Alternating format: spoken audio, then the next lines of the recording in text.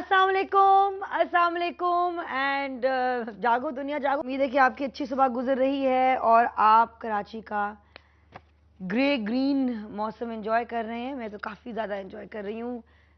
मरी वाली हवाएं मुझे कभी कभी लगती हैं थोड़ी सी गर्म, थोड़ी सी चिपचिप, लेकिन फिर भी हो सकती है। हमारे साथ यहाँ पे एक बहुत हमारे सीनियर तज्जियाकार बैठे हुए हैं, रफ़ीक भुट्टो साहब। अस्सलाम वालेकुम। अच्छी खबर एक है जो कि जिसका मैं शुरू करना चाहती हूँ भुट्टो साहब, वो ये है कि जो कराची में सीएनजी बसेस का पायलट प्रोजेक्ट था वो शुरू हो चुका है। सीएनजी बसेस पायलट प्रोजेक्ट जो 2.5 मिलियन रुपीस का प्रोजेक्ट है, वो मंडे को लॉन्च हो गया। Sindh governor doctor Ishratul Ibad Khan and city नाज़िम मुस्तफ़ा कमाल ने इनॉग्रेट किया। 50 सीएनजी बसेस कवर करेंगी 2 रूट्स को इनिशियली शुरू में, और 2 मुख्तलिफ मैन्युफैक्चरर्स जो हैं वो 25-25 बसेस प्रोवाइड कर रही हैं, और ये लोकली बनी हुई हैं ये सीएनजी बसेस। और जो सिटी गवर्नमेंट है इसने फुल पेमेंट दे दी है सिटी गवर्नमेंट्स की। अब ये रूट्स कौन से हैं और कि कौन कौन लोग ज़रूर कहेंगे कि यहाँ से क्यों नहीं गुजर रहे, वहाँ से क्यों नहीं गुजर रहे, क्योंकि शिकायतें ज़रूर आएंगी, लेकिन खुश हमें इस बात पर ज़रूर होना चाहिए कि ये एक बहुत बड़ा प्रोजेक्ट है जो शुरू हो गया है। और अब उम्मीद है कि जो हमारी जो पब्लिक ट्रांसपोर्ट का एक मयार है कराची में, वो मज़ीद आगे बेहतर होएगा। बिल्कुल जी, ये एक बहुत बड़ा कारनामा है सिटी गवर्नमेंट का, जिसमें कल गवर्नर और सिटी नाज़िम ने ये दावा किया है कि उन्होंने ये प्रोजेक्ट जो लॉन्च किया है उसमें ना तो उनको कोई फेडरल गवर्नमेंट की ना कोई प्रोविंशियल गवर्नमेंट की सपोर्ट थी। ये सिटी गवर्नमेंट का अपना इंसेंटिव है और उनका अपना कारनामा है। मेरे ख्याल में कॉलर मौजूद है। अस्सलाम वालेकुम। अस्सलाम वालेकुम। वालेकुम अस्सलाम। कौन बोल रही हैं? सीमा बात कर रही हूँ। सीमा बाबा, शुक्र अल्हम्दुलिल्लाह। कैसी हैं आप? ठीक ठाक हैं, खैरियत से। बिल्कुल। जिस तरह से अभी आप ये सीएनजी बसों का जिक्र कर रही थी जी जी कि सिटी नाज़िम ने जो सीएनजी बसों का जो है इफ्तिताह किया है कल, जाहिर है ये मंसूबा बारिश का पहला खतरा है, और इस तरह के डेवलपमेंट फंड से हम इस तरह से मजीद बसें भी, मतलब सिटी नाज़िम ने कहा है कि वो इस तरह के मजीद मंसूबे शुरू करेंगे और इस तरह की मजीद बसें, ट्रांसपोर्टेशन की जो प्रॉब्लम है कराची की शहरियों को, वो ऐसे मजीद इक़दाम भी करेंगे। लेकिन कल मैं उनकी स्पीच सुन रही थी और साथ में जिसमें उन्होंने वफाकी हुकूमत के बारे में कहा कि उनके तरक्याती मंसूबों की राह में जो रुकावटें डाली गई, वरना ये बसें बहुत पहले ही मतलब आ जाती। बात दरअसल ये है कि बसें तो आ गई, चलेंगी भी, ज़ाहिर शहरी इससे मुस्तफीद भी होंगे, लेकिन मसला यह है कि माजी में ये आपके हमारे जो सहाफ़ी भाई बैठे हुए हैं, इनको मालूम है कि कराची में केटीसी और सिंध रोड ट्रांसपोर्ट कॉरपोरेशन जैसे अदारे, अहम अदारे भी आखिर बिल आखिर वो ख़त्म हो गए। पता ही नहीं उनका कि वो कहाँ चले गए, वो बसें कहाँ चली गई।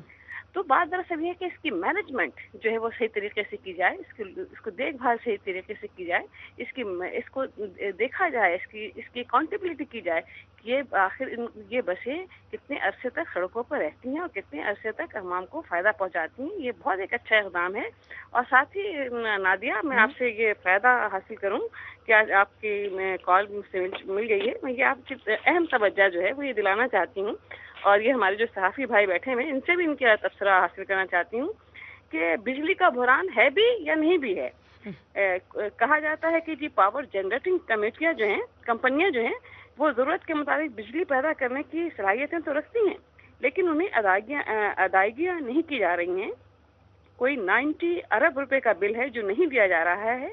वजीर साहब फरमाते हैं कि बिजली का बहरान दूर करने के लिए किराए के बिजली घर लगाए जाएंगे, और इन बिजली घरों का 5 साल का किराया 150 अरब होगा। हमें बताएं कि 150 अरब में तो आप अपने यूनिट्स लगा सकते हैं जो बरस तक पुराने हुए बगैर भी आपको बिजली फराहम कर सकते हैं।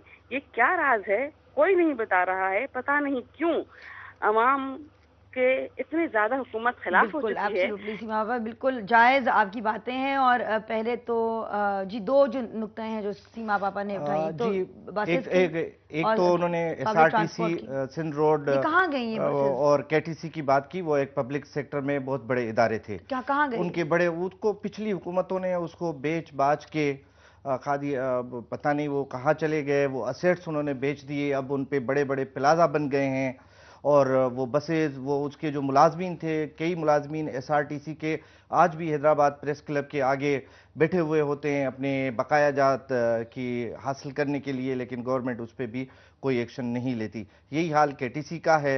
जहाँ तक बिजली का ताल्लुक है तो नेचुरली जब कोई हुकूमत लॉन्ग टर्म प्लानिंग नहीं करेगी और डैम्स नहीं बनेंगे, कुछ पावर हाउसेस नहीं बनेंगे, तो उससे एक बहरान जिसको आज हम फेस कर रहे हैं, एक बहुत बड़ा बहरान है। नेचुरली जब हम रेंटल ये जो आरपीपीज जिसको कहते हैं या आईपीपीज, इनसे जब हम बिजली प्राइवेट सेक्टर से खरीदेंगे तो वो हमें महंगी देंगे और अपने टर्म्स ऑफ कंडीशंस पे। सिंध में अब इस पे बहुत बड़ा लॉन्ग टर्म सीरियस काम हो रहा है।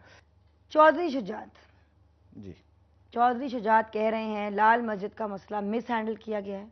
लाल मस्जिद वालों ने 9 में से 8 नकात मान लिए थे, लेकिन साबिक सदर मुशर्रफ और उस वक्त के वजीर आजम शौकत अजीज ने ऑपरेशन करने का हुक्म दिया। आप इस पर क्या कहते हैं? जी, इस पे कल से बहुत बड़ी बहस जारी है पाकिस्तान के सियासी हलकों में, और कई बड़े बड़े दानिश्वर सहाफ़ी रात से टीवी पे इस पे बड़ा बहस हो रहा है। मैं ये ज़रूर कहना चाहूँगा कि चौधरी शुजात साहब को ये कहने से पहले ये सोचना चाहिए था कि वो क्या कहने जा रहे हैं।